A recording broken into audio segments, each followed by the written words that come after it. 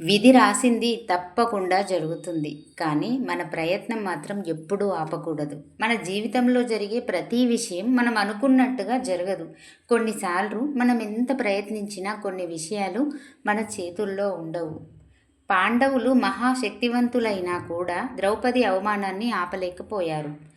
కైకేయి ఎంత ప్రయత్నించినా చివరికి రాజ్యం శ్రీరాముడికే దక్కింది. రాముడు భగవంతుడైనా కూడా సీతామాత అపహరణను నివారించలేకపోయాడు. రామాయణంలో కూడా ఎన్నో సంఘటనలు ముందే నిర్ణయించబడినట్లుగా జరిగాయి. శ్రీరాముడికి పట్టాభిషేకం జరగాల్సిన సమయంలోనే పరిస్థితులు మారిపోయాయి. రాముడికి రాజ్యం దక్కకుండా వనవాసం వెళ్లాల్సి వచ్చింది. ఆ సమయంలో అది ఒక బాధగా కనిపించింది.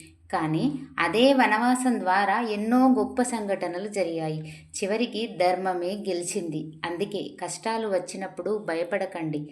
ఆ కష్టాలు మిమ్మల్ని దృఢంగా మార్చడానికే వస్తాయి అని గుర్తుపెట్టుకుందాం. నచ్చితే లైక్ చేయండి, ఫాలో చేయండి, కామెంట్ చేయండి.